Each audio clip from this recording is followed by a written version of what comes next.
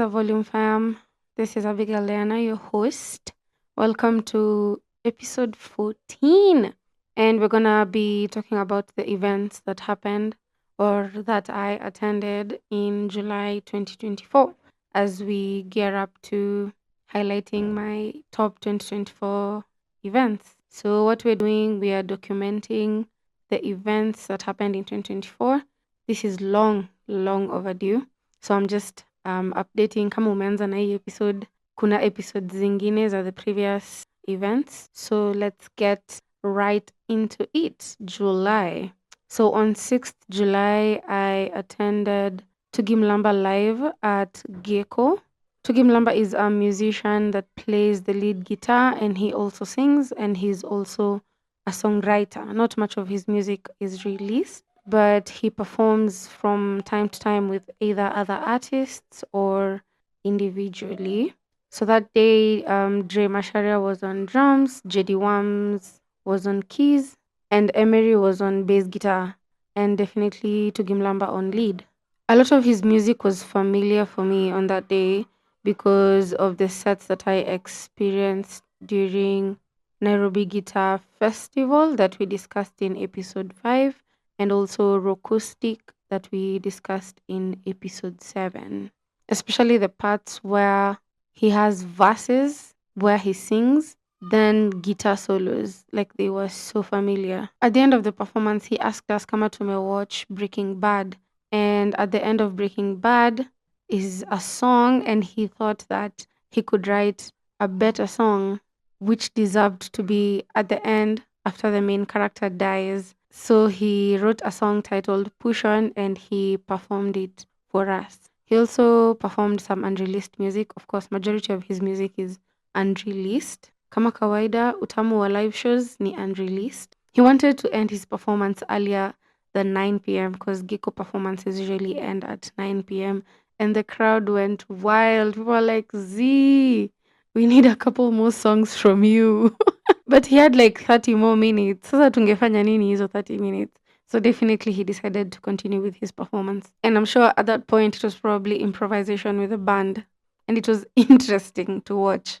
At some point, Zawadi and her friend took to the stage and they freestyled a random cover and Tugi and the band played along. Bruh, like all this wasn't rehearsed. It was an interesting end to the show. Bruh, let me tell you, after Akina Zawadi have performed and then now Tugi took over and continued with the song, like it ended so well. On 7th July, which was Saba Saba, Noel Nderitu was performing at R&B Uncovered, which was a show that I used to host in 2024 at the Beer District. Noel was set up for a nice acoustic set. He had keys and then he had an iPad stand where he would read lyrics from, and then he had his laptop to the side where he was controlling tracks. The audience had some true Noel Nderitu fans, like they would sing along to almost all the lyrics that he was performing. He performed both covers and originals and some really good gospel songs. He was doing some keyboard solos that fit so well with the performance. Let me tell you, Noel Nderitu's skill is like top. And he's an amazing songwriter. He recently posted somewhere someone was saying that he should surprise us with an album this year in 2025. And he was like, he's teaching us perseverance. And I'm like, bruh, just release. Release a project already. He performed Ebenezer, yay, our favorite gospel song. And also at some point, he invited Sia onto stage and they performed a cover together. It was really good. We posted it on TikTok. On 11th July, Elisha Wasaga was performing at Geco. He is also an instrumentalist, singer-songwriter with some really good hits. I saw that on his stories, he shared the directions to Geco, which, as I had mentioned earlier, is a thing that I really like when artists do. Like, you don't just assume people know where you're gonna go perform. So I usually like that. It's thoughtful. I didn't stay for the performance though. I wasn't feeling a bit too well. So I think it started with zero pressure, but I left somewhere there in the middle. I was told that Ivy also joined him on stage. That was cool. I think I saw some videos, and his outfit was actually really unique. It was some shade of orange. It was like a two-piece and with a hat. That was really cool. In July, maandamano ilikuwa peak, just same as June when it all started. NHIF moved to SHA. Like, is it even working? And also in July, there were several medical appeals for Tindi, who's a musician, and we are glad that she's out of hospital. And during this period, it made me realize that sometimes the industry can be actually good. Like if we like pull together for a purpose, like trust wasani wata show up always, and it's so heartwarming to see and to know that. On 13th July, we hit 1,000 followers on Instagram. Yay! Thank you so much. That was a milestone for me. On 14th July, Njerae was performing at R&B Uncovered, which again is a show that I was hosting. But before she performed, there was a boy group that opened for her. They are called One Energy. I recently went live on TikTok and we were having some conversations with manager wa One Energy. Yes, we do go live on TikTok. So, brah, follow us on TikTok. Njerae had an electrifying performance. Brah, Ali Jazabia district. Yo. And she had everyone on their feet like the whole time. When the year began, we were saying Mwaka wa Njerae, and that's actualized. Like, shout out to Nick for coining that Mwaka wa Njerae. Sijui Nick anaweza sema prophecy gani kunihusu bana. During the performance, I fell ill, but we managed to get meds. Shout out to Prudence and Gavi. Like, this is not even like performance related. I was just remembering that I wasn't feeling well, but after I took the antihistamines, at least the allergic reaction died down and I went back to stage. Yo, it was crazy. I remember that time we were actually prepping for out with the old launch for Njerae that was gonna happen probably, when did that happen? In August, yes, mid-August. 16th July, once again, Mandamano. Bruh, I was documenting all this and I'm like, yo, 2024 was insane. On 19th July, I was invited to a mix and mingle by Sema Box that was powered by Wazo. Wazo is a new podcast platform, and that day was the app launch day. And I was invited by Kiplagat. Shout out to Kiplagat. It was a fine night of games and interactions. So the other invitees were also people with podcasts. The host was Slyo. Yeah, the amazing Slyo was the one who was hosting all of us podcasters, and she ensured that we had a really good time during the event. I was in the company of some amazing podcasters, Akina Sharon of Nairobi Fiesta, Kadeen of Through My Lenses podcast, some Are of 30% podcast, Hafare, etc. etc. There were like so many cool podcasters at the event. We were then grouped into several groups. Let me tell you, we were so competitive. Our group name was Vikombe because, Vikombe, Wapi Vikombe, yo. That's a song by Hornsfair, by the way. And before even we were grouped, Kadin and I already won the first game and we were given some pods. That was really cool of Wazo and Sema Box. I also met some incredible Ongeza Volume fans, and I am so grateful for you guys for always, coming to say hi, chilling, hanging out, giving me insights and feedback. I really, truly appreciate all that. When we were in groups, we played Kenyan music games. Of course, we had to win, Bana. We won t-shirts. It was generally a really nice night, honestly. We should have more podcaster hangouts. It would be really fun. Ama tuweke event this year. Hey, wacha nisiwagas hapa alafu. On 20th July, since we're just highlighting 2024 events generally, on 20th July, Nakili sessions changed their days from Tuesdays to Wednesdays because Mandamanos mostly fell on Tuesday. On 21st July, Kinoti performed at the only Sunday at Baobox, but Ochiko was also performing, so Ochiko performed before Kinoti, and the set was acoustic with an acoustic guitar. He performed Milele, which is a collaboration with Mutoria. I love Milele, guys. I really love Milele. Then Kinoti joined him to stage to perform Fall, which is their collaboration. But I had to leave because on Sunday thing R&B uncovered. The good thing with Baobox events was ilikuwa inaanza mchana sana. So at least I would have time to go and check out the artists over there. And then I'll go host the event at R&B Uncovered, which used to start at around 6 p.m. On that day, we were hosting Wanavokali at the Beer District, and we had like a fun R&B sing along session before the first artist performed. So, an artist by the name Yedaya opened for Wanavokali. She's one of my 2024 discoveries. She's a singer, songwriter, and she's a good performer as well. Can't wait to see more of her performances, and also I can't wait for her to release some more music. Wanavokali performed a semi-acoustic set. Makasingigi was the one on lead guitar. Bruh, let me tell you, all the Wanavokali members fit on our tiny stage.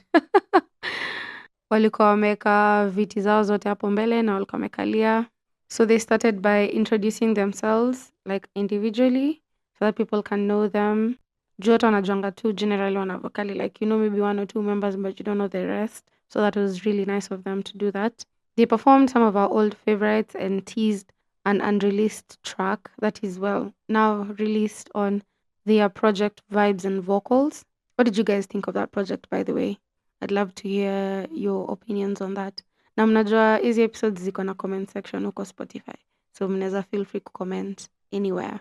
Back to the performance, you could feel like the synergy in the group, like they were so in sync. Whenever a song on the set was next, they would know like the person who wrote it. Na yeye ndio ange lead sing, and then the others would like back him or her up. That was amazing to see.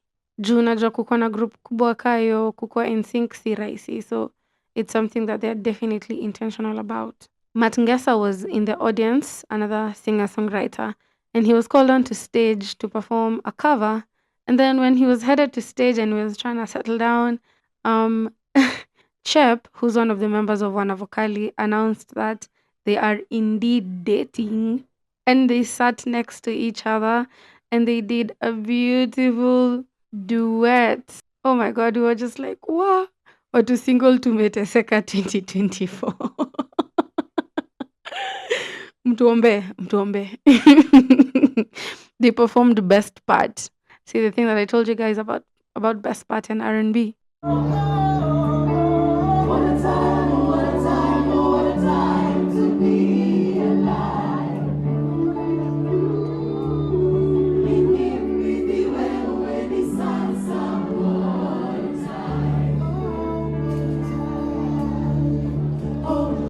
On 24th July, one of my top artists was performing at Nakili sessions, Lisa Oduor Noah.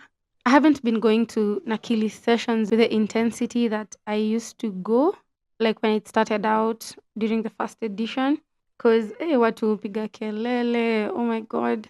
And the problem is it's a problem that doesn't have like an easy solution, because hata hiyo ya kuambia watu man, I work na watu ni watu wazima, huwezi walazimisha wafanye anything, and they are buying like food and drinks, so hawezi fukuzwa pia. So hey, it's a problematic dilemma, but anyway, I was like, whether we Ndikni or we Kethni, I hope nimesema vizuri, we must be seen for Lisa. I love Lisa so much. So she performed with Lucas Mosh on keys. Bruh, like I know this is old news, but Lisa has incredible vocals and she is so good with audience interactions, regardless of all the noise that was going on in there. Something remarkable, she understood the intensity of everything that was going on around us in that time. Nimewambia ilikuwa hiyo time ya maandamano. So she addressed it and talked about it. Oh, we chanted Ruto must go, lazima. And then she performed Redemption song and people sang along with her. She read a piece of poetry during Malo. Malo is one of her songs and it was so heartwarming. Like, tulikuwa tu tumeshikilia machozi.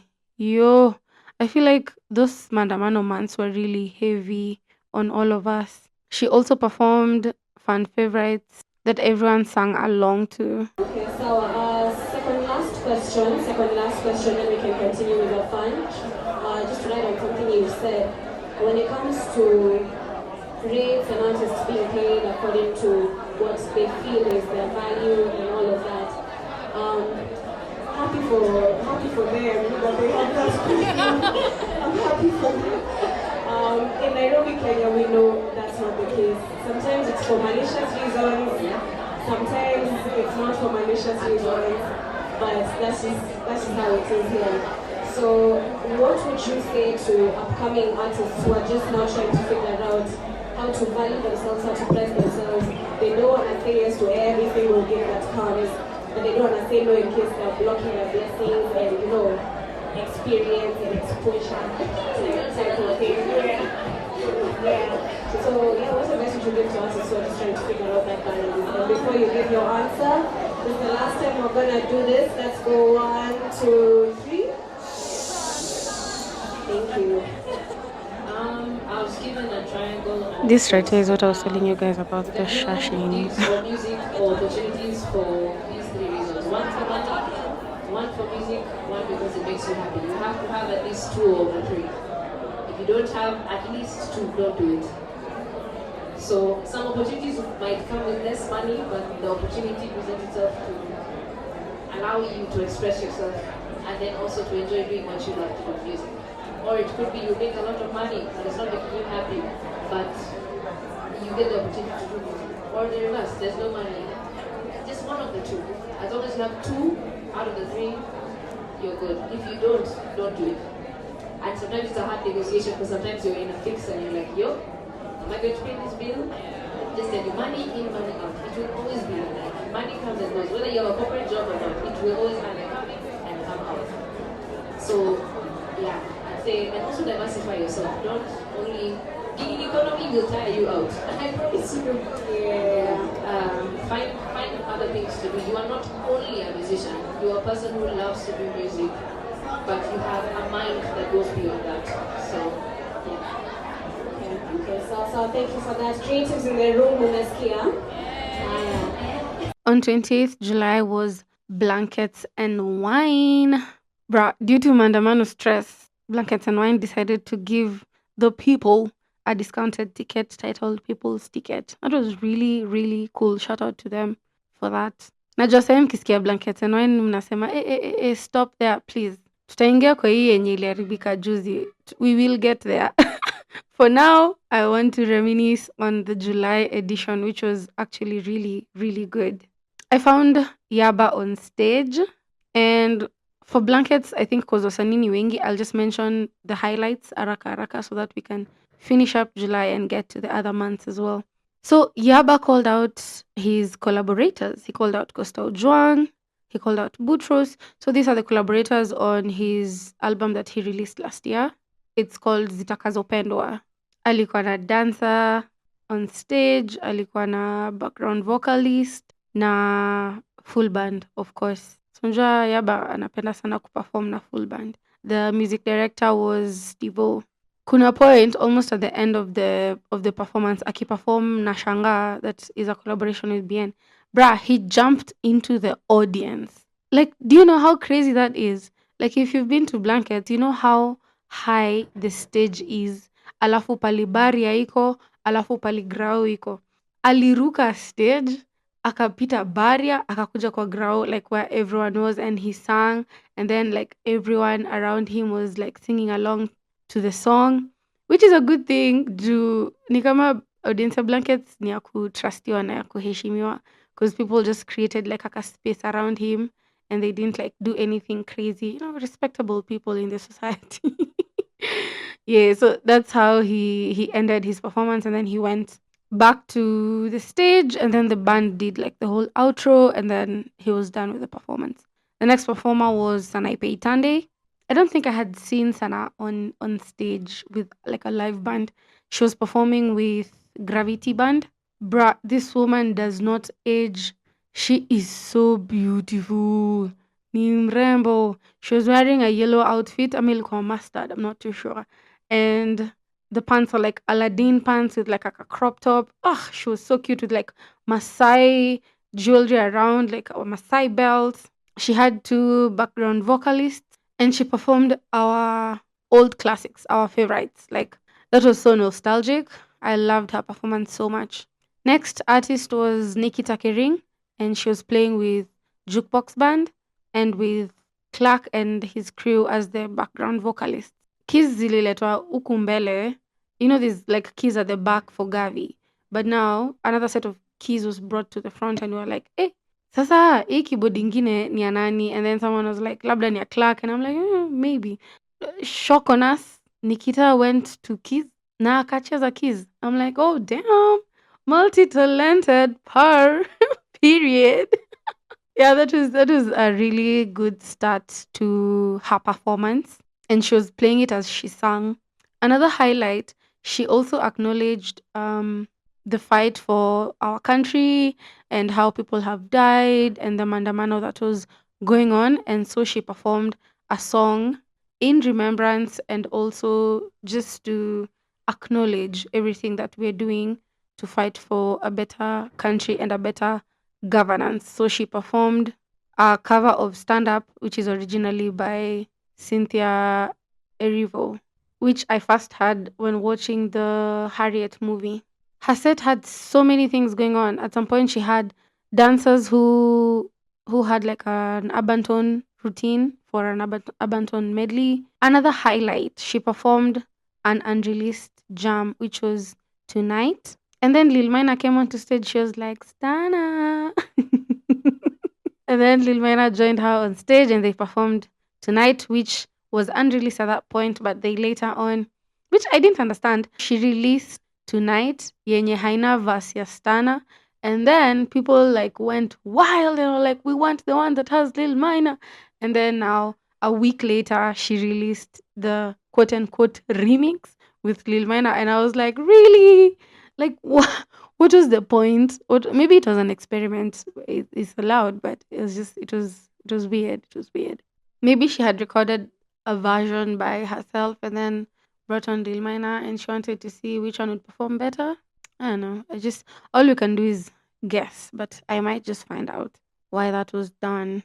After Nikita Kering, the next artist was Bensol, bruh, still jukebox. Those boys put in the work. They've had a really good year, by the way. Jukebox Band is a band comprising of MJ the drama, Brandon Musalia on bass, aka Baby Suda, and Gavin Behero. I'm just doing introductions in case there are new listeners here. The band wore matching outfits with Suda. It was cute. Ilkenaka kama uniform. It was a tie and dye. I don't know if it was regalia. I saw Brand Babu picking uko backstage with almost same outfit but like different color. So probably they were styled by Brand Babu. My highlights of this performance, I have quite a number, by the way. They had insane visuals on the screens. Some didn't really make any sense, but they were new and they were looking good. That's all that matters. But there was too much Nyash, and there was too much ass on the screen. But at this point, we've come to the terms that there's Benzol and there's Benzo, as Steve said. At some point, Baby Suda was dancing with Suda. It was entertaining. They did the medley that I love during Lucy, Yo Wata YYY. Of course, I have to mention that. Yo, Zero Sufuri joined Bensol on stage. That is a rare occurrence and it was a surprise for most of us. Also, Dex came in for Ro, of course. And Okelo didn't come out for Ro, but he came out for Kodonkland. Like, sometimes I don't understand these artists. They then performed the unreleased, that was unreleased your time. I think they did, must be Okra Water. Yeah. Then Bensol played his unreleased song about Mandamano, and the visuals were two gold sculptures of himself, one with a party hat and the other with a crown, and his face was painted with the Kenyan flag. I kind of wish that song was on the album The Party and the After Party, but it wouldn't have fit with with the party theme of the album. Maybe if the album had a different theme, then that song would definitely have been featured there. But he should probably like release it as a single or something, because the message in there is like really, really deep.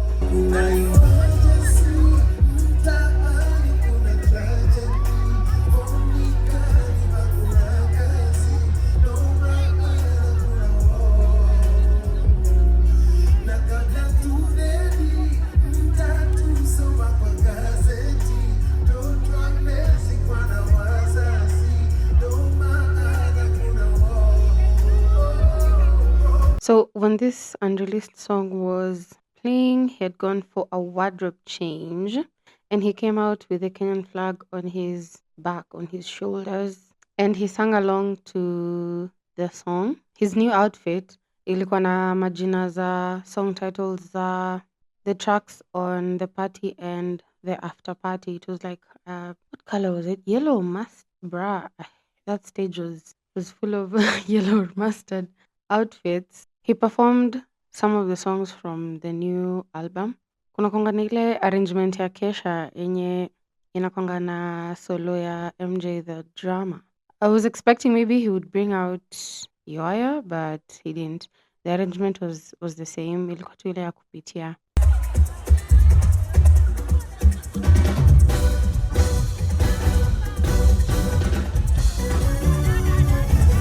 Ignore my sing-alongs.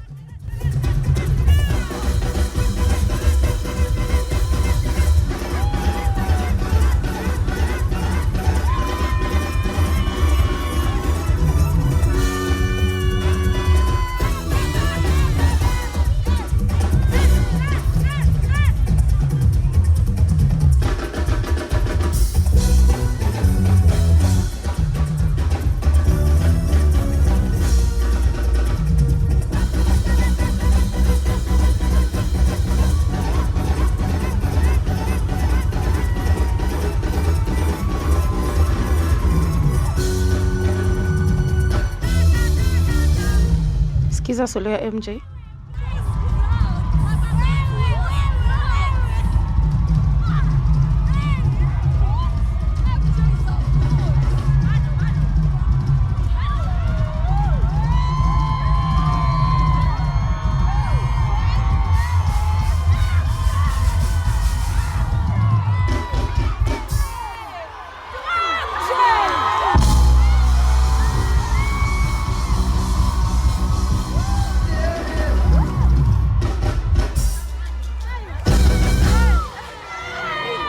Yo, I swear this part of the set is always so electrifying. I can't even explain like the sensation that goes over your body anytime this solo comes on. But I think the first time I had it, alikuwa Anati's Kesha. I'm not too sure though. I should ask. I will ask the jukebox members. But if it is arrangement ya Kesha, I mean, I don't know how we can incorporate Yoya in it. Siku moja tu hata, surely. He also brought out dancers during extra pressure for that challenge. After this performance, nilienda side ya Onja Onja and Deeper Connection were killing it. Walikuwa wanaua huko, we? And there was like a huge crowd. Went back to the main stage and the next and the last artist of the night was Savara. He was playing with Dre Mashari on drums, Tugi on bass, that's Victor Tugi, and he was playing percussions, Savara himself, and I slid on lead guitar. I loved how all the band members were like in sync with the artist. You can always tell from stage. He performed some songs from the album No Overthinking, and we were singing word for word. He also performed some hits from Savage Level, and it was hit after hit. Akutukota tunapumua. There was no break. Where they were just moving from one song to another, to another, to another. I noticed that the lights were in sync with the music. Nakwambia, uchawi ya mwitikia, de mama lights, yo. The transitions were seamless within the set. As bass girls, honestly, we ate so good. And Tugi was also playing the bass synth. There was this dancer Savara brought onto stage. Woo! Her name was Nyambu at Princess. Weh! Things are getting heated on that stage. Savara spoke about also the maandamano and everything that was going on in the country. Kwanza nimekumbuka vile sahi kuna abductions. Like, this country can make you so tired, bro. I just hope everyone that has been abducted can be found and the abductions should stop. So after talking about what's happening in the country, there was a feast on the screen. Ama zilikuwa several feasts with the Kenyan flag like in stripes, and then he performed Live and Die in Africa to commemorate that. He then called Wadaglis to stage and performed Angukanayo, hit song of 2024, And he also called Viquest, one of his producers, to stage and they performed Kuna Kuna, which is also another hit song. I like how he plugged these guys onto stage. It was such a good gesture. And if you know producers, you know some of them are really shy and kept to themselves, and it was such a bold move for Viquest to take the stage and plug himself and everything. So those were the events that I attended in July. I want to touch on a few projects that were released in the month of July in 2024.